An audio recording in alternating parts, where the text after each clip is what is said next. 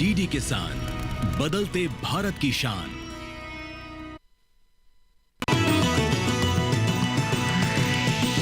DD किसान, बदलते भारत की शान।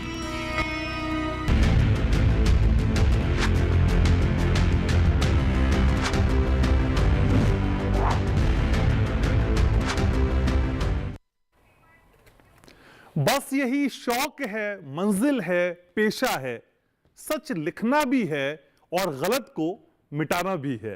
और सच लिखने की और गलत को मिटाने की कोशिश हम एक्सक्लूसिवली हर मंगलवार और गुरुवार को आपके लिए करते हैं। नमस्कार, आप देखना शुरू कर चुके हैं आपका अपना फेवरेट शो जिसका नाम है सच के साथ। मैं हूं आपके साथ घनश्याम उपाध्याय। तो डीडी किसान पे हम और आप मिलते हैं शाम को 6 बजे मंगलवार और गुरुवार को, और तब विशुद्ध तौर पे, एक्सक्लूसिवली तौर पे हम और आप सच की पाठशाला लगाते हैं, जिसमें हर पृष्ठ पे यही लिखने की कोशिश है कि सच को सीखना है, सच को आत्मसात करना है और इस सच की अलख जगानी है। खुद तो उससे लाभान्वित होना ही है, दूसरों तक भी रोशनी पहुंचाने का प्रयास करना है। तो हमारे इस प्रयास में आप पिछले कई महीनों से जुड़े हुए हैं और बता रहे हैं कि हर पल हमारे साथ कदम से कदम मिला रहे हैं। तो फिर चलिए आज एक बार फिर से इसी सच को दोहराने की कोशिश करते हैं। और मैं तो हमेशा कहता हूं, पहाड़ों की तरह, बचपन में पहाड़े याद किया करते थे ना, वैसे बस याद कर लीजिए कि डीडी किसान पे मंगलवार और गुरुवार को जुड़ना है और सच की बात करनी है। वैसे आज मैं जो बात आपसे करने जा रहा हूं वो है अंतर्राष्ट्रीय सहकारिता वर्ष 2025। थोड़ा सा भारी भरकम आपको लग सकता है, लेकिन यकीन मानिए आपकी जिंदगी को आसान और हल्का करने की ये कोशिश है सरकार की, और इस कोशिश के जरिए नई इबारत आपके जीवन में लिखने का प्रयास किया जा रहा है। अब अंतर्राष्ट्रीय सहकारिता वर्ष 2025, इसके मायने क्या हैं, इसके पीछे की सोच क्या है और बिहाइंड द आइडिया क्या है, सारी चीज डिटेल के साथ माइन्यूटली एक एक पॉइंट हम आपको समझाएंगे और बताएंगे। और आज के 50 से 55 मिनट, जी हां, आज के 50 से 55 मिनट इस शो के लिए आपको देखना बहुत जरूरी है। तो मैं जानता हूं कि हमेशा की तरह ये समय रिजर्व आपने मेरे लिए और मेरे शो के लिए किया हुआ है, और मेरे शो की रवायत भी आप जानते हैं। शो की शुरुआत हम करते हैं एक डिटेल रिपोर्ट के साथ, इस विषय को समझाने की कोशिश करते हैं, और फिर जब लौटते हैं तो बात होती है उत्कृष्ट मेहमानों के विशिष्ट पैनल से, जो आपको एक एक बात आराम से समझाएंगे। तो फिर रिमोट को दूर करना है, हमसे जुड़ना है और देखना है सच के साथ। शुरुआत इस रिपोर्ट के साथ।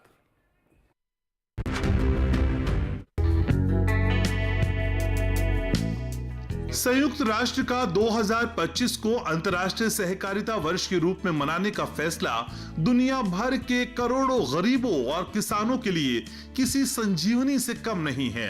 On behalf of the United Nations in India and as representative of the United Nations Secretary General Antonio Guterres, it is a great honor and privilege to offer you a very warm namaskar. आप सभी को अंतर्राष्ट्रीय सहकारिता वर्ष 2025 की हार्दिक शुभकामनाएं। प्रधानमंत्री नरेंद्र मोदी ने संयुक्त राष्ट्र अंतर्राष्ट्रीय सहकारिता वर्ष 2025 का शुभारंभ किया और इस दौरान स्मारक डाक टिकट भी जारी किया गया। ये शानदार शुरुआत हुई देश की राजधानी दिल्ली स्थित भारत मंडपम में, जहां अंतर्राष्ट्रीय सहकारिता गठबंधन ICA के अंतर्राष्ट्रीय सहकारिता सम्मेलन का उद्घाटन किया गया। Global conference of the international cooperative alliance का आयोजन भारत में पहली बार हो रहा है। भारत में इस समय हम कोऑपरेटिव मूवमेंट का नया विस्तार दे रहे हैं। मुझे पूरा विश्वास है कि इस कॉन्फ्रेंस के माध्यम से भारत की फ्यूचर कोऑपरेटिव जर्नी के लिए जरूरी इंसाइट मिलेगी और साथ ही भारत के अनुभवों से ग्लोबल कोऑपरेटिव मूवमेंट को भी 21st सेंचुरी के नए टूल्स मिलेंगे, नई स्पिरिट मिलेगी। मैं यूनाइटेड नेशंस को भी साल 2025 को इंटरनेशनल ईयर ऑफ कोऑपरेटिव्स घोषित करने के लिए बहुत बहुत बधाई देता हूं। साथियों, दुनिया के लिए कोऑपरेटिव्स एक मॉडल है, लेकिन भारत के लिए कोऑपरेटिव्स संस्कृति का आधार है, जीवन शैली है। साथियों, आज भारत में हम सरकार और सहकार की शक्ति को एक साथ जोड़कर भारत को विकसित बनाने में जुटे हैं। हम सहकार से समृद्धि के मंत्र पर चल रहे हैं। भारत में आज 8 लाख यानी 800,000 सहकारी समितियां हैं, यानी दुनिया की हर चौथी सहकारी समिति आज भारत में है। ग्रामीण भारत के करीब 98% हिस्से को कोऑपरेटिव्स कवर करती हैं। हमारा प्रयास है कि हमारे जो फार्म कोऑपरेटिव्स हैं, उनके लिए फार्म से लेकर किचन तक, फार्म से लेकर मार्केट तक एक सशक्त सप्लाई और वैल्यू चेन बने। इसके लिए हम आधुनिक टेक्नोलॉजी का इस्तेमाल कर रहे हैं। हम open network for digital commerce ONDC जैसे पब्लिक ई कॉमर्स प्लेटफॉर्म से कोऑपरेटिव्स को अपने प्रोडक्ट बेचने का नया माध्यम दे रहे हैं। आपको यहाँ ये भी जानना जरूरी है कि 3 साल पहले ही प्रधानमंत्री नरेंद्र मोदी ने सहकार से समृद्धि के संकल्प के माध्यम से लाखों गांव, करोड़ों महिलाओं और किसानों की समृद्धि का रास्ता खोला।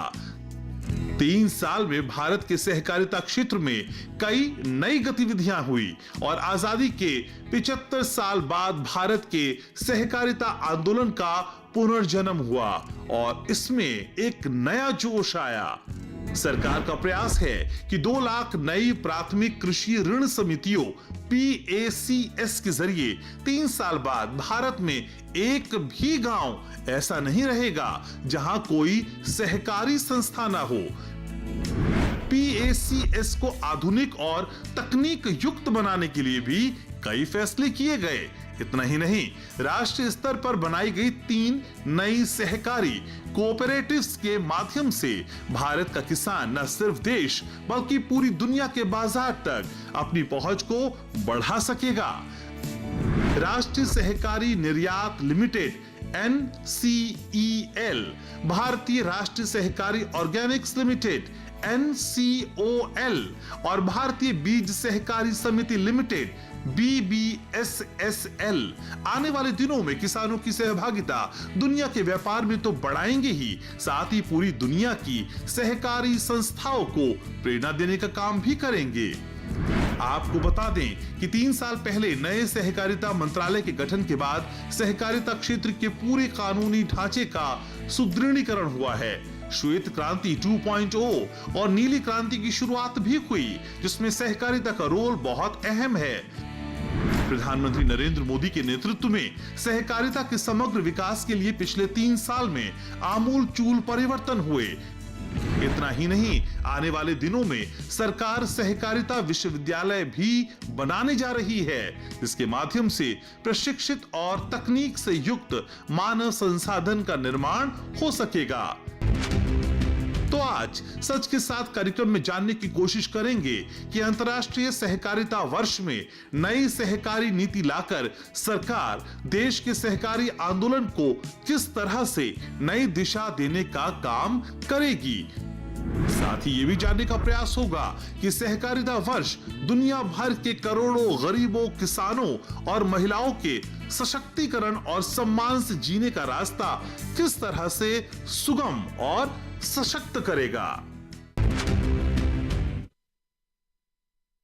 तो इस रिपोर्ट के जरिए कुछ मोटी मोटी बातें तो आपने अंतर्राष्ट्रीय सहकारिता वर्ष के बारे में जान ली, लेकिन कुछ सवाल जाहिर सी बात है आपके मन में होंगे और उन्हीं सवालों को टटोलने की कोशिश हम करेंगे आज। और मेरी इस कोशिश में बेहद खास मेहमानों का खास पैनल मेरे साथ जुड़ रहा है। परिचय मैं आपका एक एक करके कराता हूं। मेरे साथ सावित्री सिंह जुड़ रही हैं, deputy chief executive of NCUI का। मैम स्वागत है आपका हमारे शो में। मेरे साथ संतोष कुमार शुक्ला जी जुड़ रहे हैं, GM इफ्को से। संतोष जी बहुत बहुत स्वागत सच के साथ में।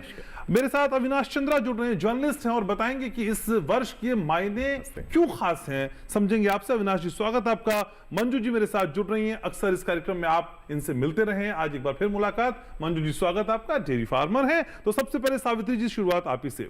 मैम इस वर्ष के जिसको हम अंतर्राष्ट्रीय सहकारिता वर्ष 2025 कह रहे हैं, शुरुआत से शुरू करते हैं। ये कितना इंपॉर्टेंट है और इसके मायने क्या हैं? बहुत अच्छा प्रश्न पूछा है आपने। ये बहुत ही महत्वपूर्ण घटना है और इनफैक्ट मैं आपको थोड़ा सा पीछे ले जाके बताना चाहूँगी कि ये 2012 में भी यूनाइटेड नेशंस ने अंतर्राष्ट्रीय सहकारिता वर्ष की घोषणा की थी और अब करीब 10-12 वर्ष के अंतराल में दोबारा किया है। तो ये इतना बड़ा जो रिकॉग्निशन, जो पहचान सहकारिता बिजनेस मॉडल को मिली है, उसके पीछे बहुत महत्वपूर्ण कारण है। 2012 में जब डिक्लेरेशन किया था यूनाइटेड नेशंस ने, तो उन्होंने इस बात को पहचाना था कि उस 2012 से पहले, जैसा कि सबको विदित है कि कितना ज़्यादा आर्थिक समस्याओं का पूरे विश्व में हुआ, बैंक वगैरह डूबे और फिर ग्लोबलाइजेशन हुआ और इकॉनमी ओपन हुई। तो उस समय भी सहकारिता ही सिर्फ एक ऐसा बिजनेस मॉडल रह गई थी जहां कभी रिट्रेचमेंट नहीं हुआ, बिजनेस नहीं डूबे या क्लोज डाउन नहीं हुआ। तो इन सब चीज़ों को नोटिस किया गया। उसके बाद अभी जैसे आपने देखा कि इतना बड़ा कोरोना काल हम लोगों ने झेला, उसमें भी कोऑपरेटिव पूरे विश्व में, ना केवल भारत में ही बल्कि विश्व में एक सशक्त सस्टेनेबल मॉडल के रूप में, बिजनेस मॉडल के रूप में निकल कर आई। और उन्होंने ना केवल अपने मेंबर्स की सहायता की बल्कि सरकारों को भी सहयोग दिया। तो इन सब सहकारिता बिजनेस मॉडल के प्रभाव को देखते हुए यूनाइटेड नेशंस ने ये पहचान किया कि सहकारिता ही एक ऐसा मॉडल है जिससे कि विश्व का कल्याण हो सकता है।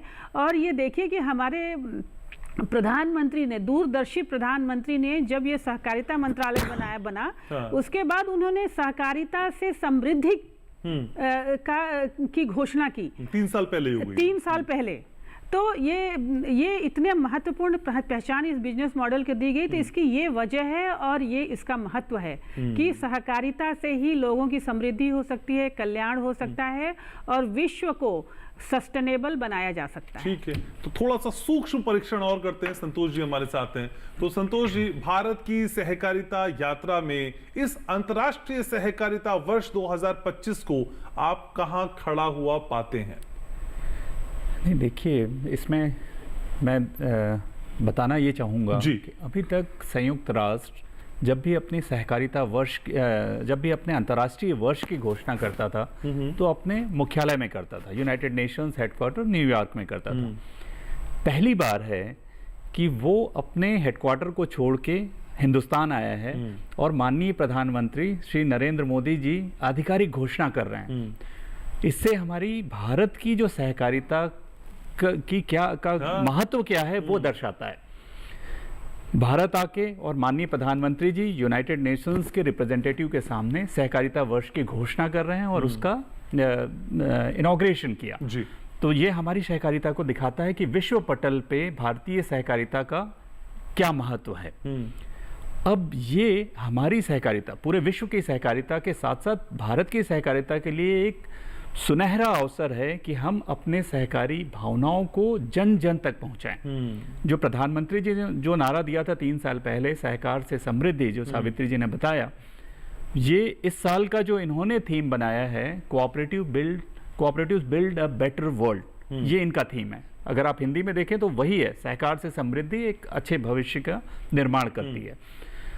अब इसका फायदा उठाते हुए हमें गांव-गांव तक, किसानों तक, हर पहलू तक पहुंचना है और सहकारिता का जो फायदा है वो उन तक पहुंचाना है, तभी सही मायनों पे इंटरनेशनल ईयर ऑफ कोऑपरेटिव का की सफलता होगी कि जब सहकारिता के फायदे को हम लोगों तक पहुंचाएं, गरीबी को हम दूर करें, लोग इसका फायदा उठाकर सहकारी माध्यम से जुड़ें और विभिन्न व्यवसायों में। अभी अगर देखें आप सहकारिता, तो ये क्रेडिट कोऑपरेटिव बैंक्स हैं, एग्रीकल्चर में सहकारिता बहुत ही अग्रणी भूमिका में है, आप देखें फिशरीज में है, मिल्क प्रोडक्शन में है।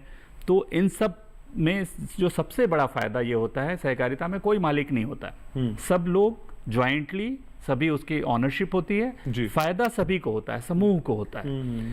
तो बस इस भावना को ट्रांसपेरेंसी तरीके से, ट्रस्ट के साथ हम गांवों तक ले जाएं और सहकारिता के जो सिद्धांत हैं उसका पालन करते हुए जन जन को जोड़ें उससे, और हम आगे बढ़ें। यही इसका एक उद्देश्य है। संतोष जी, न्यूयॉर्क के हेडक्वार्टर से दिल्ली के भारत मंडपम तक का सफर हमको देखने में बहुत अच्छा लगता है, लेकिन ग्रामीण भारत के साथ इसको कनेक्ट करके हम देखते हैं तो क्या वो तस्वीर भी इतनी ही सुखद है?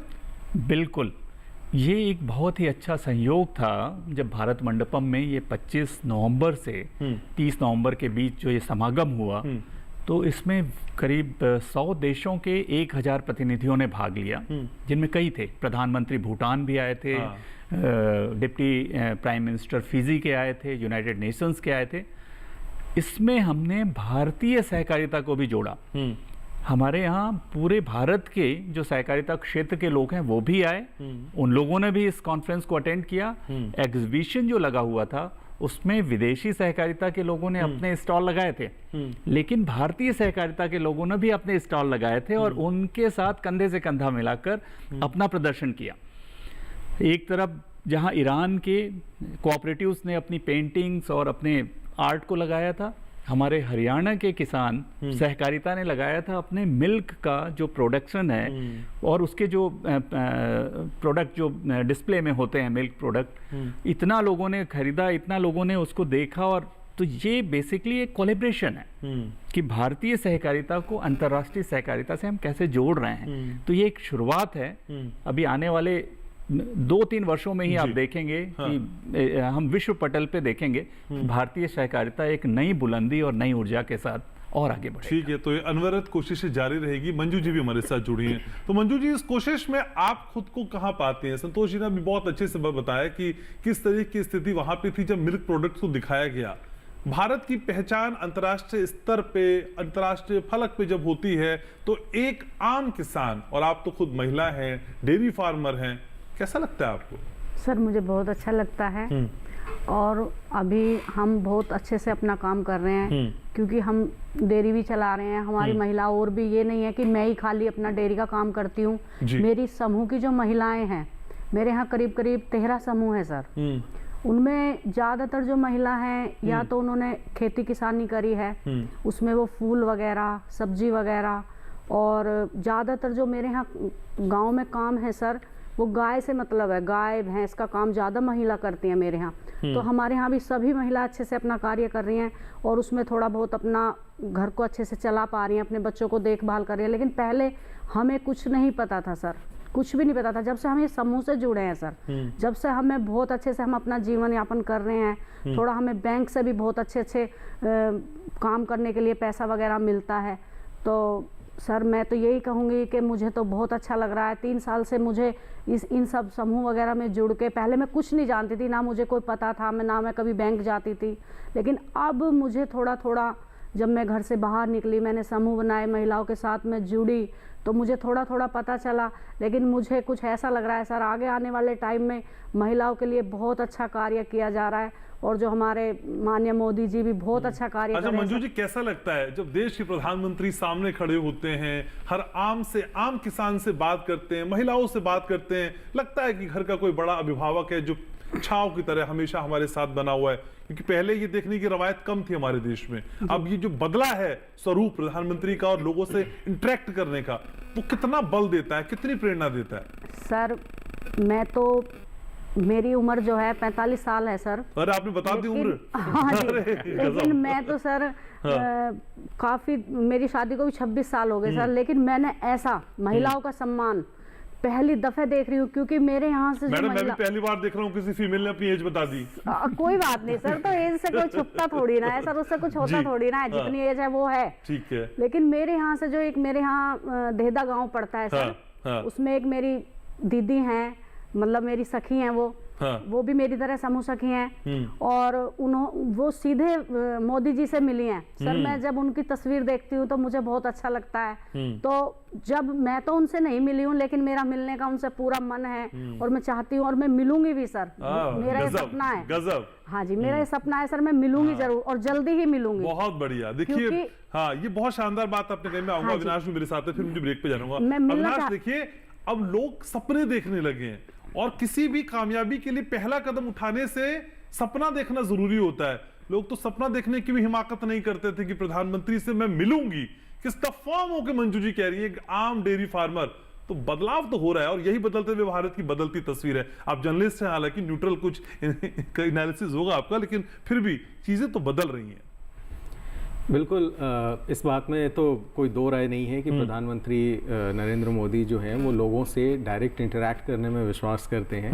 कहीं भी कभी भी उन्हें अगर कहीं अवसर ऐसा प्राप्त होता है तो वो ज़रूर मिलते हैं। और चाहे वो आप देखेंगे कि स्वतंत्रता दिवस पर बच्चों से मिलना या फिर महिलाओं से मिलना, मंदिर के टाइम में भी हमने देखा था कि या फिर जो नए संसद भवन का निर्माण हो रहा था, तो वहाँ जो मजदूर काम कर रहे हैं उनसे डायरेक्ट जाकर मिलना, ये सारी चीज़ें हैं जो प्रधानमंत्री को अलग बनाती हैं और उसे और लोगों को प्रेरित करती हैं कि जब एक देश का मुखिया प्रधानमंत्री जब हमारे पास आ रहा है और किसी चीज़ के लिए प्रोत्साहित कर रहा है, तो हम और अपना 100% उसमें योगदान दें और उस उद्देश्य को सफल बनाने में हम मदद कर सकें। हमने पूर्व में भी देखा है, सिर्फ ऐसा ही नहीं, जब हम लोगों ने देखा है कि जब कोई देश का प्रधानमंत्री या मुखिया लोगों का रोल मॉडल होता है और वो कोई नारा देता है, तो फिर लोग उसको फॉलो करते हैं और उनको पूरा करने में, चाहे हम पूर्व में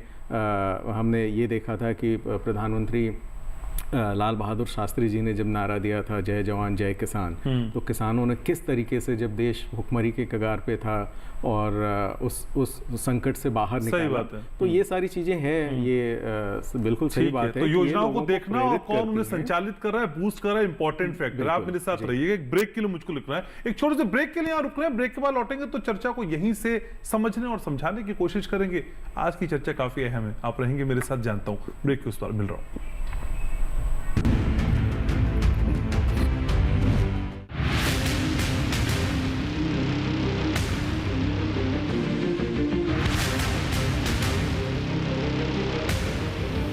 जब तपती है धरती, सूरज उगलता है आग, ठंड में जब सर्दी जमा देती सबके हाल, सब छुप जाते अपने अपने घरों में, तब बाहर निकलता सिर्फ एक इंसान, भरने के लिए हम सबका पेट, खून को पसीने की तरह देता बहा, थक जाता, झुलस जाता, हो जाता बीमार, तब उसकी सेहत का ध्यान रखता सिर्फ डीडी किसान।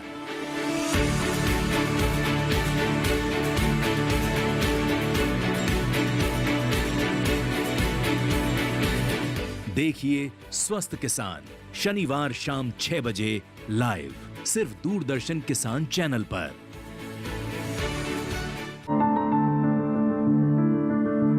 फसल में कीट लगा हो या कोई बीमारी, पशुपालन में हो कोई दिक्कत या चाहिए कोई जानकारी, फोन उठाएं, नंबर मिलाएं और कहें हेलो किसान। हेलो किसान, हेलो किसान, हेलो किसान। सोमवार, बुधवार और शुक्रवार शाम 6 से 7 बजे सिर्फ डीडी किसान पर।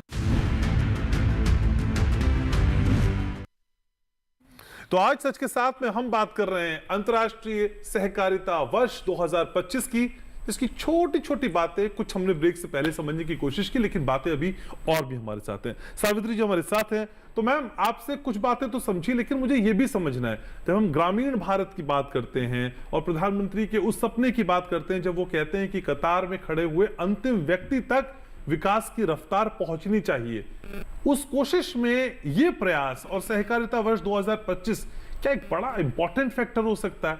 आपका विश्लेषण क्या है? देखिए, ये निश्चित तौर पे एक बहुत ही महत्वपूर्ण कदम हो क्या सकता है क्योंकि प्रधानमंत्री ने और हमारे जो मंत्री हैं, सहकारिता मंत्री हैं और होम मिनिस्टर हैं, उन्होंने ये कहा है कि पैक्स को, प्राइमरी एग्रीकल्चर कोऑपरेटिव जो ग्रास रूट पे हैं, जो गांव के लेवल पे हैं, उनको सशक्त बनाया जाए, उनको मल्टीपर्पज बनाया जाए। और ये जो सहकारिता वर्ष घोषित हुआ है, ये बहुत बड़ी रिकॉग्निशन है। तो इस सहकारिता वर्ष के लिए पूरे विश्व में प्रोग्राम किए जाएंगे। भारतवर्ष में भी मंत्रालय के द्वारा प्रोग्राम किए जाएंगे। हमने मीटिंग अटेंड कर ली है।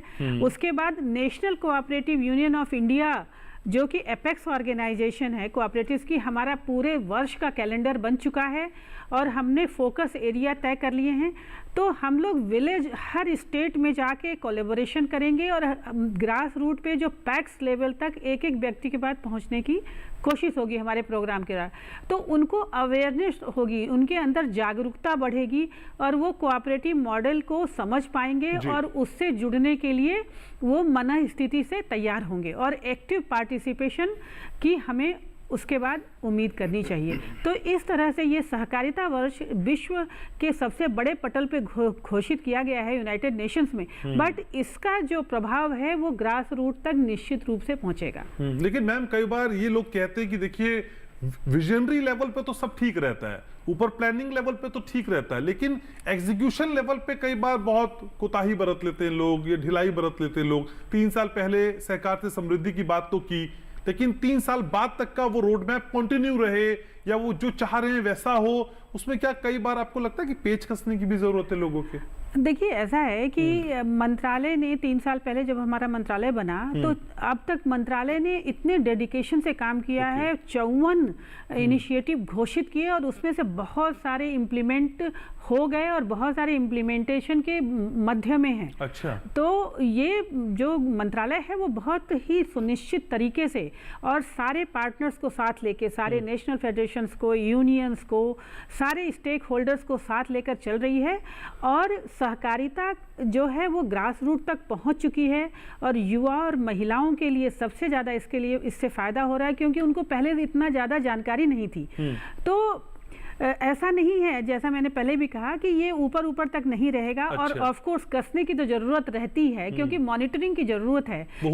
इतना बड़ा देश है हमारा, इतना 40 करोड़ लोग जुड़े हुए हैं सहकारिता से, 8.5 लाख सहकारिताएं हैं, तो उसमें तो मॉनिटरिंग की बहुत जरूरत है क्योंकि क्या होता है, थोड़ा लैक्सनेस आ जाती है काम करते करते, तो वो मॉनिटरिंग बराबर चलती रहेगी। हमारा सहकारिता मंत्रालय ये काम बखूबी कर रहा है और हमें पूरी उम्मीद है और हमारा जो अनुभव है 2012 का सहकारिता वर्ष का, उससे हमें ये पूरा विदित है और ज्ञात हो रहा है कि इस साल हम, क्योंकि हमें नया मंत्रालय मिल गया है, तो उसके डायरेक्शन में, उसकी मॉनिटरिंग में हम लोग और अच्छा काम करेंगे और आखिरी व्यक्ति तक निश्चित इसका फायदा पहुंचेगा। ठीक है, लेकिन संतोष जी, एक बड़ी तस्वीर उकेर दी गई आपके सामने अंतर्राष्ट्रीय सहकारिता वर्ष 2025 की। भाई, अब इफ्को को भी तो रंग भरने हैं ना, उसमें उसके एंगल्स क्या होंगे, वो कैसे काम करेगा और कौन कौन से कलर इस तस्वीर को और खूबसूरत बनाने के लिए आपने चुने हैं? जी जी, इसमें अभी तो जो हमारी सहकारिता मंत्रालय है उनके नेतृत्व में वो एक पूरा 1 साल का कैलेंडर बना रहे हैं कि हम सहकारिता को सभी फेडरेशंस, NCUI और कैसे हम क्या क्या करेंगे कि सहकारिता हम जन जन तक पहुंचाएं, सेक्टर वाइज, स्टेट वाइज उनका कैलेंडर बन रहा है और हम लोग सब साथ में बना रहे हैं, उनको सहयोग कर रहे हैं। उसके अलावा इफ्को ने अपने स्तर पर कुछ हमने टारगेट फिक्स किए हैं कि सहकारिता वर्ष में हम सहकारिता को और आगे कैसे बढ़ा सकते हैं। तो इसमें सबसे पहले तो हम अभी आज की डेट में हमारे 35,600 कोऑपरेटिव्स हमारी मेंबर हैं। अच्छा। इफ्को की, उसके माध्यम से हम 5 करोड़ किसानों से सीधे तौर पे जुड़े हुए हैं। ये हमारा लक्ष्य है कि सहकारिता वर्ष का लाभ लेते हुए और आगे बढ़ाते हुए हम इस मेंबरशिप ड्राइव को ऐसे राज्य जहां पे सहकारिता थोड़ी पीछे है उनमें जागरूकता लाते हुए हम अपनी मेंबरशिप को 50,000 तक ले जाने का टारगेट रखा है हमारे बोर्ड ने, हमारे चेयरमैन ने और मैनेजिंग डायरेक्टर ने। तो हम उस दिशा में काम कर रहे हैं। नैनो तकनीक किसान भाइयों तक पहले से पहुंच चुकी है, उसमें हम और ज़्यादा खोज करके नैनो का एक नया नैनो NPK भी ला रहे हैं। अभी नैनो यूरिया प्लस है और नैनो DAP है, उसके अलावा अब नैनो NPK की ओर काम चल रहा है और ये सहकारिता वर्ष में मिल जाएगा। तीसरी चीज़ जो हम कर रहे हैं, हमारा इफ़को का जी फॉरेस्ट रिसर्च इंस्टीट्यूट के साथ कोलैबोरेशन है और हम लोग नीम की नई वैरायटी पे काम कर रहे हैं। नीम की नई वैरायटी? नीम की नई वैरायटी। अभी जो नीम के पेड़ होते हैं काफ़ी ऊंचे होते हैं, 30 से 40 फीट। उसकी ऐसी वैरायटी आ रही है कि किसान भाई अपने मेड़ों पे लगा सकते हैं। वो 1.5 से 2 फीट, 3 फीट, 4 फीट, उससे ज़्यादा नहीं होगी और 1 साल के अंदर ही फल आने लगेंगे। तो फसलों के साथ साथ नीम का भी होगा और निमोली, वो 1 साल के अंदर ही निमोली तैयार हो जाएगी और वो बेच सकेंगे, एक नया रेवेन्यू आएगा। तो ये भी हमारे सहकारिता वर्ष में इफ़को और FRI की तरफ से किसानों को एक गिफ्ट, एक तोहफा देने की योजना है। इसके अलावा जो नीली क्रांति की हम बात कर रहे हैं, नीली क्रांति को बढ़ावा देने के लिए हमारा एक प्रोडक्ट है सागरिका, जो हम सीवीड से बनाते हैं। इसकी क्षमता हम 3 गुना करने जा रहे हैं और करीब करीब 10,000 मछुआरों को इसका सीधा फ़ायदा होने वाला है, क्योंकि वो शैवाल हम उन्हीं से हम खरीदते हैं। जो एल्गी हम लेते हैं, वो एल्गी की डिमांड 3 गुना बढ़ जाएगी। तो जितने कोस्टल एरिया के जो मछुआरे हैं वो इससे सीधे तौर पे लाभान्वित होंगे। तो उस दिशा में भी इफ़को कार्य कर रहा है। तो हमारा उद्देश्य है सहकारिता वर्ष में सहकारिता के माध्यम से किसानों और ग्रामीण जनता को हम कैसे जोड़ें सहकारिता से और उनको अधिक से अधिक लाभ देकर उनको सशक्तिकरण। लेकिन संतोष जी, आप आम लोगों को, ग्रामीणों को जोड़ने की बात करते हैं, तो ये जितनी भी योजनाएं आपने बताई है, जितने भी अटेम्प्ट्स आप करने वाले हैं, ये सोचते कैसे हैं? मतलब क्या सोचते हैं, आइए चलिए बैठते हैं, बनाते हैं, सोचते हैं, या फिर गांव वालों से, किसानों से बातचीत करके सारी चीजें तय की जाती हैं? क्योंकि अब हमने देखा है कि योजनाओं का विकेंद्रीकरण होने लगा है, तो क्या ये उसी फॉर्मेट पे तय होता है सर? बिल्कुल बिल्कुल। तो ये सहकारिता में क्या होता है कि सहकारिता में जो भी डिसीजन होता है, डिसीजन सारे मेंबर्स की तरफ से लिया जाता है। मेंबर्स ही अपने रिप्रेजेंटेटिव जनरल बॉडी चूज करते हैं, रिप्रेजेंटेटिव जनरल बॉडी बोर्ड बनाता है और वो बोर्ड सारे डिसीजंस लेता है। अच्छा। तो हमारे किसानों के साथ संवाद होते रहते हैं, उनकी रिक्वायरमेंट और जो उनकी ज़रूरतें हैं वो हमारे तक पहुंचती हैं। उस हिसाब से जो हमारा निदेशक मंडल है वो नई नई योजनाएं लाता है कि हम कैसे अपने मेंबर्स को फ़ायदा दिलाएं। तो हमारे मेंबर्स किसान हैं, तो किसान की जो भी अभी आवश्यकताएं हैं, अगर आप देखें तो रासायनिक उर्वरक हम खुद बनाते हैं, इफ़को बनाती है। हम किसान भाइयों से कहते हैं आप रासायनिक उर्वरक कम डालो, जितनी जरूरत है उतना डालो। हम फायदे के लिए नहीं बोल रहे हैं, क्योंकि इससे तो नुकसान है, हमारा प्रोडक्ट नहीं कम बिकेगा, लेकिन हम कहते हैं वो आप मत डालो, आप नैनो यूज़ करो। नैनो में सबसे ज़्यादा फायदा ये है कि आप पत्तियों में डाल रहे हो, वो सस्ता है, किफ़ायती है और 500 ml की बोतल 45 kg के बैग को रिप्लेस कर रहा है। वातावरण और पर्यावरण के लिए सबसे अच्छा है। और इसमें वेस्टेज नहीं है। जैसे आप यूरिया फेंकते हैं, सही बात है, तो वो 70% तो वो जमीन के अंदर चला जा रहा है, पौधा अवशोषित नहीं कर रहा। और ये प्लांट्स में आप डाल रहे हो, 90% प्लांट एब्जॉर्ब कर रहा है न्यूट्रिएंट्स। तो इसलिए हमेशा हमारी जो योजनाएं होती हैं किसानों के लिए, वातावरण के लिए फायदेमंद होती हैं और यही प्रयास रहता है। किसानों से पूछ के ही किसानों की योजनाएं बन रही हैं।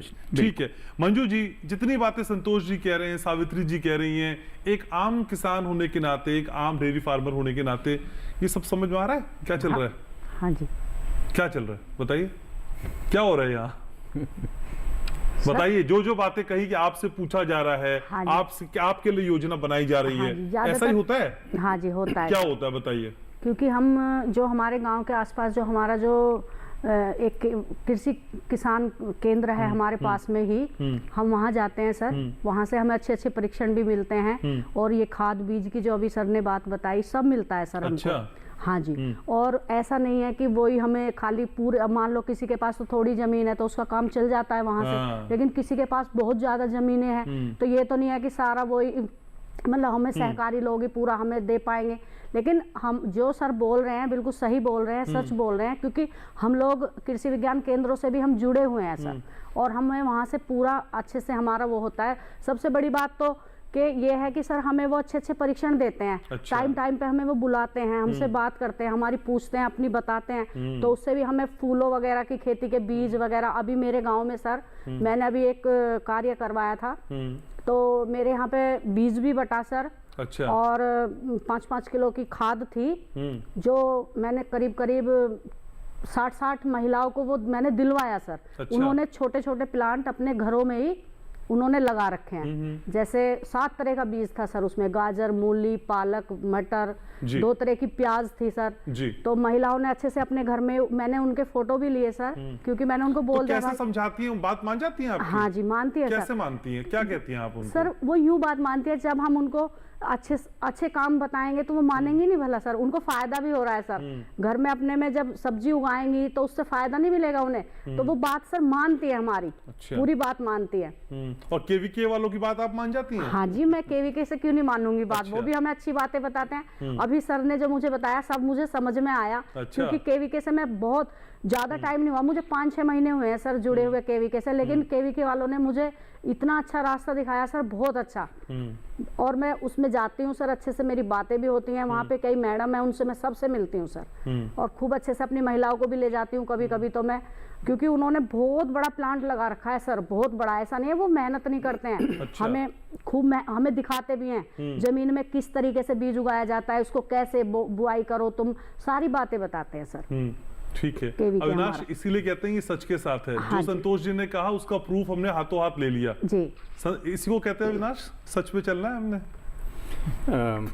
मोदी जी भी यही कहते हैं असल में, हम उसी फॉर्मेट को अपना रहे हैं। कार्यक्रम का नाम भी है सच के साथ। हाँ। तो मैं अपने शो की प्रमोशन करता रहता हूँ असल में। सच के साथ चलना तो रिवायत है आपके कार्यक्रम की। ये बिल्कुल सही है, इन योजनाओं का फ़ायदा मिल रहा है और ये देखने में भी आ रहा है ग्राउंड पे। लेकिन मैं देश भर में घूमता हूँ और दूर दराज के किसानों से भी मैं मिलता हूँ, उनसे बात करता हूँ, जानने की कोशिश करता हूँ। और मुझे ये थोड़ा फ़र्क ज़रूर दिखता है कि हम जब राष्ट्रीय राजधानी क्षेत्र के आसपास के गांव में या शहरों तक हम जब उसकी विवेचना करते हैं किसी योजना की, तो हमें समझ में आता है कि इसका फ़ायदा पहुंच रहा है या कम से कम डायरेक्ट मैसेजिंग हो रही है। लेकिन जब आप दूर दराज के गांव में पहुंचते हैं तो हमें अभी भी ये देखने को मिलता है कि भले ही पैक्स का निर्माण हो चुका है, बहुत सारे पैक्स बन चुके हैं, सरकार की तरफ से बढ़ावा दिया जा रहा है, सब कुछ किया जा रहा है, लेकिन आज भी किसान वो जो स्थानीय जो मनी लेंडर हैं, आड़तिये हैं, बिचौलिए हैं, उनसे अभी भी ऋण लेने को मजबूर है। बहुत सारे कोऑपरेटिव संगठन वहाँ पे काम कर रहे हैं, इसके बाद भी वो अंतिम व्यक्ति तक वो मैसेजिंग क्यों नहीं पहुंच पा रही है? 100% बदलाव की तो कोई दावा भी नहीं ठोक रहा ना अविनाश, नहीं कह रहा ना कोई कि हमने 100% बदल दिया। जब तक 100% किसान जो है, अगर एक किसान भी अगर परेशान है तो इतने बड़े जो हम स्कीम चला रहे हैं ना, उसका हम कहीं रेशो मैटर नहीं करता अविनाश जी, रेशो मैटर नहीं करता। पहले भी ये कहता रहा हूँ कि अगर हम ये बेंचमार्क अपना तय कर लें कि हमारे कार्यक्रम की सफलता अगर 50% तक भी हो गई तो हम सफल मान लें, तो फिर आप सफल मानते रहिए अपने आप को। 100% तो कोई टारगेट सेट ही नहीं हो पाता है, हम पर्सनल जीवन में भी नहीं कर पाते हैं। मेरी मैं जो पहुंच पा रहा हूँ, मैं खुद भी 100% तक नहीं पहुंच पा रहा हूँ। मैं तो खुद से भी वो सीडिंग कर रहा हूँ ना, मैं तो लाखों किसानों में से एक के बीच में पहुंच पा रहा हूँ। आपकी सफलता का पैरामीटर कुछ और हो सकता है, मेरी सफलता का कुछ और हो सकता है, जो नीति निर्धारक है उनका कुछ और हो सकता है।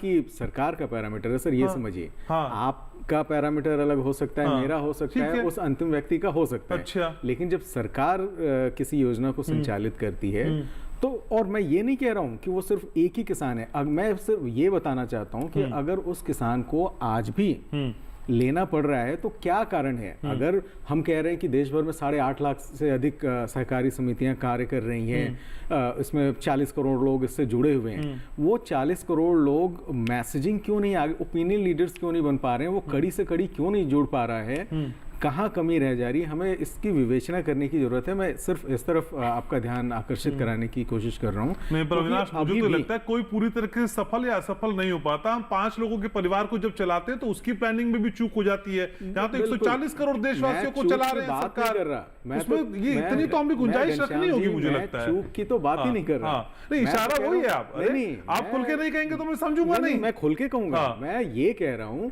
चूक की बात नहीं कर रहा हूं, मैं वहां तक मैसेजिंग ना पहुंच पाने की बात कर रहा हूं। तो चूक ही है ना वो। तो फिर एक घर में अगर 5 या 7 सदस्य हैं और एक मैसेज दिया जाता है घर के सारे सदस्यों को किसी चीज के लिए, और उन 7 लोगों में से एक व्यक्ति अनभिज्ञ रह जाता है उस बात से, और कुछ जो सारे लोग सामूहिक रूप से कोई काम करना चाहते हैं उसमें वो शामिल नहीं हो पा रहा है, तो वो कड़ी पूरी जुड़ नहीं पा रही। आप ये समझिए, लेकिन एक के अनभिज्ञ रहने से बाकी जो लाभान्वित हैं उनको दरकिनार कर दें और कह दें कि आप एक को फायदा नहीं पहुंचा पाए। क्या मैं तो यही कह रहा हूं कि उस आखिरी व्यक्ति को भी जोड़िए। अंतिम तक मैं यही कह रहा हूं कि उस आखिरी व्यक्ति को भी जोड़िए। मैं ये बिल्कुल भी नहीं कह रहा। हाँ, मैं ये जरूर कह रहा हूं कि हो सकता है कि उस परिवार के 7 सदस्यों में से सबसे ज्यादा जरूरतमंद वो व्यक्ति रहा हो और वही व्यक्ति उस मैसेजिंग से बाहर रह गया, उस मैसेजिंग से छूट गया।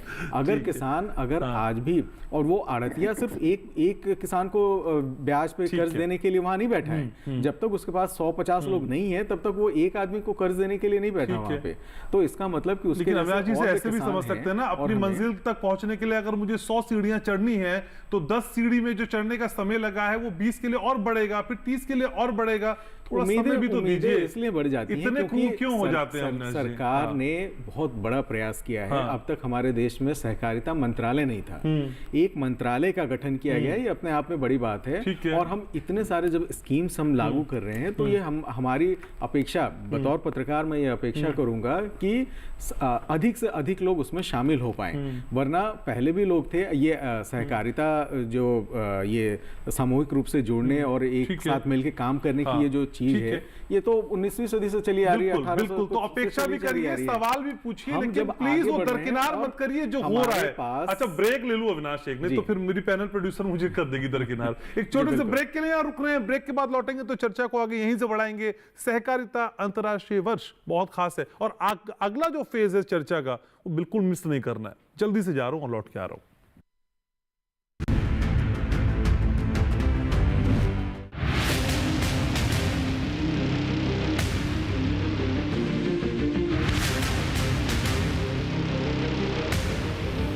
जब तपती है धरती, सूरज उगलता है आग, ठंड में जब सर्दी जमा देती सबके हाल, सब छुप जाते अपने अपने घरों में, तब बाहर निकलता सिर्फ एक इंसान। भरने के लिए हम सबका पेट, खून को पसीने की तरह देता बहा, थक जाता, झुलस जाता, हो जाता बीमार, तब उसकी सेहत का ध्यान रखता सिर्फ डीडी किसान।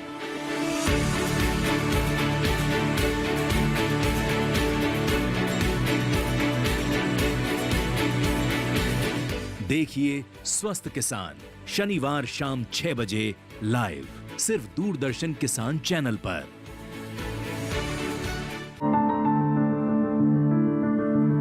फसल में कीट लगा हो या कोई बीमारी, पशुपालन में हो कोई दिक्कत या चाहिए कोई जानकारी, फोन उठाएं, नंबर मिलाएं और कहें हेलो किसान। हेलो किसान। हेलो किसान। हेलो किसान, सोमवार, बुधवार और शुक्रवार शाम 6 से 7 बजे सिर्फ डीडी किसान पर। तो आज बात हो रही है अंतर्राष्ट्रीय सहकारिता वर्ष 2025 की। उसके मायने को समझने की कोशिश कर रहे हैं और उसके इर्द गिर्द जो सवाल उठ रहे हैं, यही शो की खासियत भी है, उनको भी अछूता नहीं छोड़ रहे हैं। ब्रेक से पहले संतोष सर, अविनाश जी ने कुछ सवाल उठाए और कहा कि भाई जो अंतिम व्यक्ति तक रफ्तार विकास की पहुंचनी चाहिए, अभी उसमें झोल है सर, अभी गड्ढे बहुत ज्यादा हैं जिन्हें भरने की जरूरत है। आपका एनालिसिस क्या है? नहीं, अविनाश जी ने बिल्कुल सही कहा, अभी हमें बहुत आगे जाना है, समस्याएं हैं।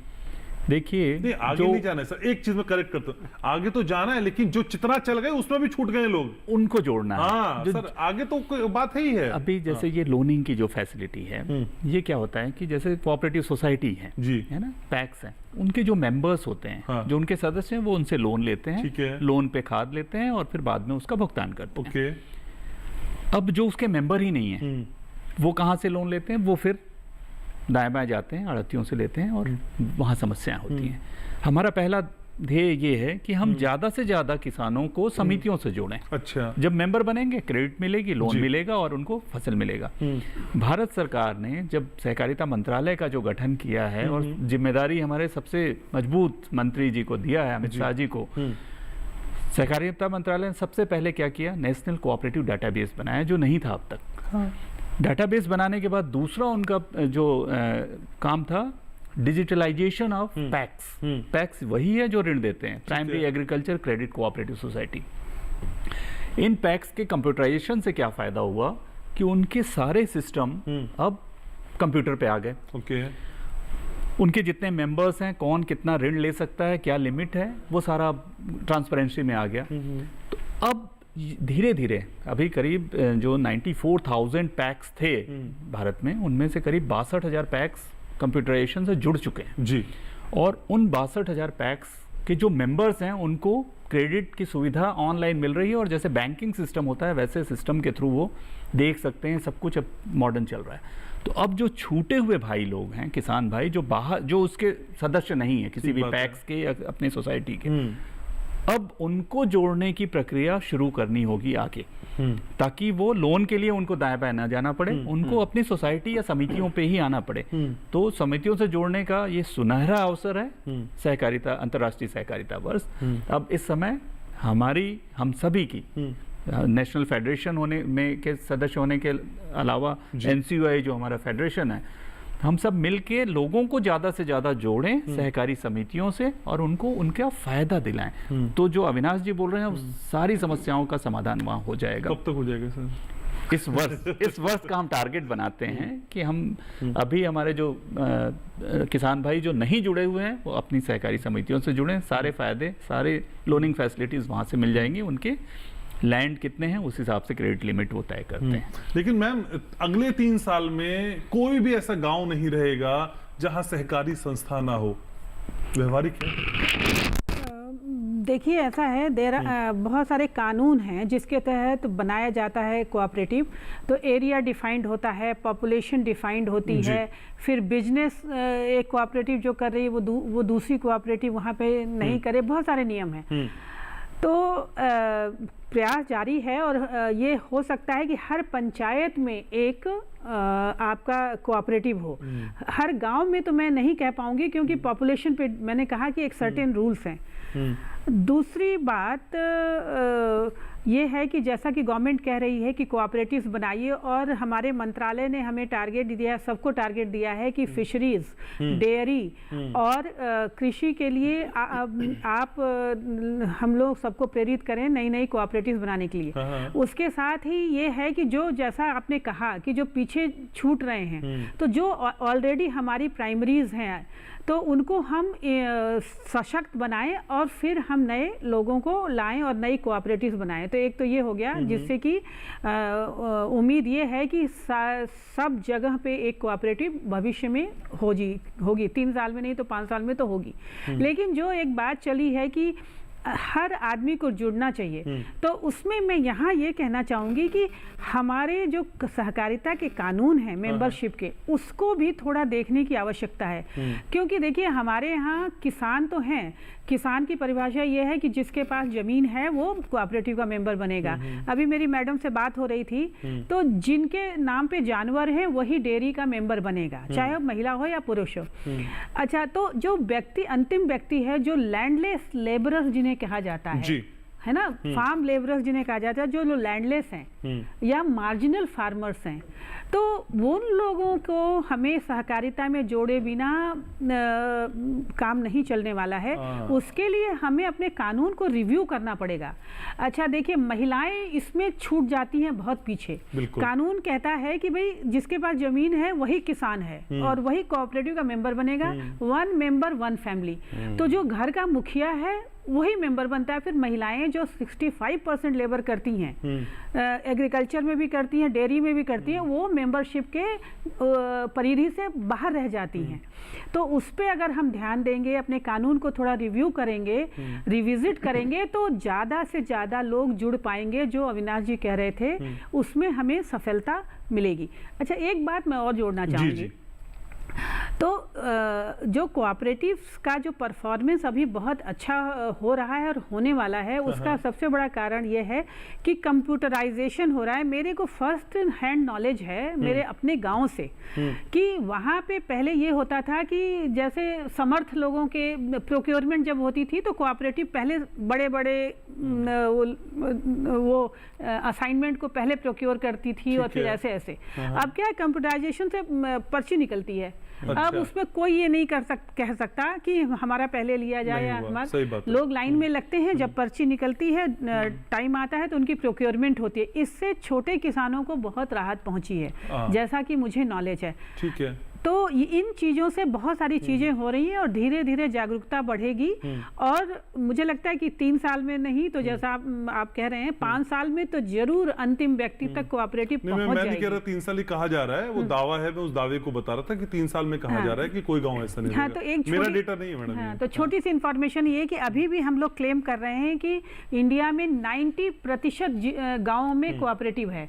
अच्छा, ऐसा नहीं है कि वहाँ मेंबर है या कोऑपरेटिव बनी हुई है, लेकिन मान लीजिए कि इफ्को का एक बोरी खाद ही किसी गांव में पहुंच रहा है, तो इसका मतलब क्रिफको का खाद पहुंच रहा है या नेफेड का कोई प्रोक्योरमेंट कर रही है, तो समझ लीजिए कि सहकारिता की प्रेजेंस वहां तो है। ठीक है। लेकिन संतोष सर, नेशनल लेवल पे 3 कोऑपरेटिव्स का बनाया जाना, NCEL, NCOL और BBSSL। सर, ये जो कोऑपरेटिव्स हैं दुनिया भर में किसानों की सहभागिता कैसे बढ़ाएंगी या बढ़ा रही हैं? इसका रोड मैप थोड़ा समझाइए ना। बिल्कुल बिल्कुल। ये जो भारतीय बीज सहकारी समिति लिमिटेड है, BBSSL, इसको बनाने की जो मंशा है भारत सरकार की, अभी आज की डेट में हमारे देश में सिर्फ 47% बीज सर्टिफाइड है।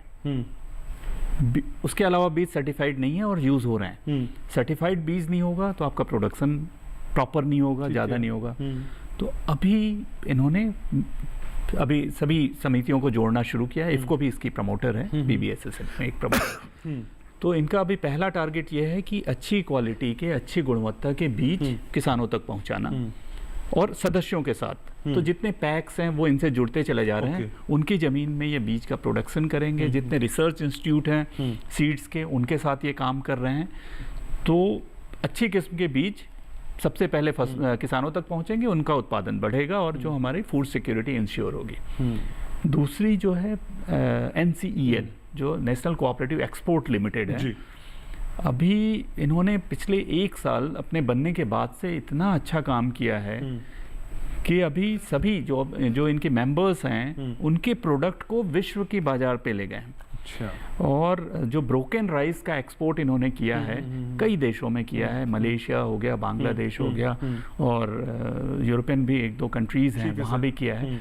तो अभी इनका फ्यूचर प्लान ये है कि जो जितने इनके मेंबर्स हैं उनको ये पोर्टल दे रहे हैं। उन पोर्टल्स में सभी जो समितियां हैं वो अपना प्रोडक्ट डालेंगे कि हमारे पास ये प्रोडक्ट है और इतने टन है, इतने और ये उसको जो सर्टिफिकेशन देना होता है एक्सपोर्ट से पहले, वो सर्टिफिकेशन प्रोवाइड करेंगे। ये उसके लिए फैसिलिटीज देंगे, लैब बनाएंगे, सर्टिफाइंग एजेंसी बनाएंगे, और उस हिसाब से विदेशों में through government to government business में या फिर कोऑपरेटिव टू कोऑपरेटिव बिजनेस में मार्केट देखेंगे और ये प्रोडक्ट सीधे के सीधे एक्सपोर्ट करेंगे। तो इससे बहुत ज़्यादा फायदा होने वाला है। अभी जो ये कॉन्फ्रेंस हुआ था जिसकी अभी हम लोग चर्चा कर रहे थे, उसमें NCEL, BBSSL, NCOL जो ऑर्गेनिक लिमिटेड है, इन तीनों ने अपना स्टॉल लगाया था। तीनों ने नेटवर्किंग की है विदेशी सहकारिता के साथ। तो मुझे लगता है कि बहुत जल्दी इसका फायदा मिलने वाला है। ठीक है, लेकिन अविनाश जी, इन सारी बातों में सहकारिता विश्वविद्यालय खोले जाने की भी बात अब सामने आ रही है। ये एजुकेशन के साथ इसको जोड़ना आपको क्या लगता है, वाकई मास्टर स्ट्रोक होगा? बिल्कुल, जैसा हम पहले भी चर्चा करते रहे हैं कि आजकल तो कॉन्वेंट पास आउट स्टूडेंट जो हैं वो विदेशों में दाखिला ले रहे हैं कृषि के पाठ्यक्रम में। तो ये बहुत बड़ी बात होगी, अच्छी बात होगी कि जो कृषि और सहकारिता और इन सारे मॉडल को जानना चाहते हैं, समझना चाहते हैं और लोगों तक पहुंचाना चाहते हैं उस बात को, इसके लिए कुछ ऐसे शैक्षणिक संस्थानों की भी स्थापना होनी चाहिए। और ज़्यादा से ज़्यादा लोगों के मन से देखिए, मैंने पहले भी कहा कि ये सहकारिता कोई नई वो एक तुरंत अभी उभर कर आई बात नहीं है। सहकारिता का हमारा सैकड़ों वर्षों का इसका इतिहास रहा है, लेकिन लोग इससे कहीं ना कहीं जुड़ने में असक्षम रहे या उनके मन में किसी तरीके को लेके कुछ डाउट्स रहे हैं जिससे वो उससे नहीं जुड़ पाए हैं। तो हमें ये भी करना होगा, इस तरीके के शैक्षणिक संस्थान और विश्वविद्यालय अगर स्थापित होते हैं तो लोगों को उसके बारे में सच्चाई पता लगेगी और ज़्यादा से ज़्यादा मीडिया के माध्यम से भी लोगों तक इन बातों को पहुंचाना चाहिए कि ये सहकारिता के माध्यम से आप अपना ज़्यादा से ज़्यादा फ़ायदा ले सकते हैं। लेकिन अभी जैसे बीज की बात चल रही थी, मुझे ये कहने में गुरेज नहीं होगा कि आज भी महाराष्ट्र के बहुत सारे क्षेत्र हैं, अकोला का मैं एक आपको उदाहरण दे सकता हूँ, वहाँ पे अभी भी चोर बीज के नाम से बीज बिकते हैं और वो खुले मार्केट में नहीं होते हैं और वो ब्लैक मार्केटिंग उसकी होती है। सर अच्छा। मुझे लगता है उसके बारे में जानकारी होगी और वो बताएंगे भी। तो जैसा मैंने अभी पिछली बार ही कहा है कि ये सारी चीज़ें हैं, इतने सारे संस्थान हैं, इतने सारे केंद्र हैं, जब किसानों को आसानी से सब कुछ उपलब्ध कराने के लिए तो उन वजहों को जानना भी बेहद ज़रूरी है कि किसान आखिर क्यों ऐसा काम कर रहा है। क्या उसे वो आसानी से उपलब्ध हो जा रहा है, क्या उसको किसी जो हम कहते हैं कि जो ऋण उपलब्ध कराने का जो एक चैनल होता है उसमें आसानी हो जाती है या ऋण वापस लौटाने में उनको कुछ सहूलियत हो जाती है। ऐसा क्या होता है जब तक हम उन समस्याओं को नहीं समझेंगे। तो जो सोच कर नींव रखी गई है उस पर इमारत वैसी बन रही है, नहीं बन रही है, सबसे बड़ी बात है। हमें बस ये कोशिश करनी होगी कि जो छाया है वो सबको कवर करे और सारे लोग उसमें आ सके। कहीं कोई बाहर रह रहा है तो उसको भी हम शामिल करें। ठीक है, तो मंजू जी ये छाया मिल रही है कि नहीं मिल रही है? अविनाश जी बहुत चिंतित हैं आज। छाया मिल रही है? हाँ जी बिल्कुल। अच्छा, तो ये बताइए, घर से निकलकर घर चलाने तक का जो सफर आपने तय किया है सरकार की तमाम योजनाओं के माध्यम से, लगता है कि वाकई महिला सशक्त हो रही है? 30 सेकंड समय ये टास्क भी आपका कि 30 सेकंड में अपनी बात करनी है जी, बताइए। सर महिला तो अब वो निकल रही है घर से बाहर, तो अपना कार्य कर रही है सर, ऐसी बात नहीं है। लेकिन अभी भी हमारी महिलाओं में थोड़ी सी जान कम है। अच्छा। क्योंकि हम जैसे ऐसा नहीं है कि सभी महिला हमारे साथ हैं या सभी महिला हमारे समूह से जुड़ गई या कोई योजना आई हमने उन्हें बताई, सब ऐसी नहीं है। क्योंकि अभी कुछ बंधी हुई है महिला, किसी का पति दारू पीता है तो वो बेचारी जैसे तैसे अपने घर से आ गई, लेकिन उसका पता नहीं शाम को वो पता नहीं क्या हर्ष होगा, शाम को कोई पता नहीं है इस चीज का। लेकिन फिर भी ज्यादातर जो महिला समझ पा रही हैं, क्योंकि हम उन्हें एक तो तरीके से समझाते हैं, बीच बीच में हमारे यहाँ पे जन चौपाल भी लगती है, उसमें भी महिलाओं तो को भी समझा दो जो दारू पी के आ रहा है। सर जी वो दारू पीने वाले तो नहीं सुन रहे, आपकी भी नहीं सुनेंगे क्योंकि वो तो बोला टीवी पे आती हूँ मैं डीडी किसान पे, फिर समझेगा आपकी बात। सर जी नहीं समझेंगे क्योंकि उनको वो सामने सामने तो थोड़ा सा समझ लेंगे, लेकिन पीछे वो जाके जरूर गाली देंगे अपने घर, अरे हाँ ऐसे कर रही थी वो तो उनसे हम ज्यादा बात नहीं करना चाहते। ठीक है मैम, तो आप बस ऐसे लगे रहिए, आपको ढेर सारी शुभकामनाएं और आप सभी को बहुत बहुत शुक्रिया, आपने समय निकाला, चर्चा में आए। Thank you so very much sir. Thank you so much. तो फिर सच के साथ को समेटने का समय हो चला है, लेकिन इस वादे के साथ कि अगले मंगलवार को फिर होगी मुलाकात। बस समय नोट करिए, शाम को 6 से 7 जो मेरे लिए रिजर्व रखते हैं, दिन आपको याद ही है, मंगलवार और गुरुवार। चैनल है डीडी किसान, मैं घनश्याम। बस देखते रहिए डीडी किसान, खुश रहिए। मौसम बदल रहा है, सर्द हो रहा है, ख्याल भी रखिएगा।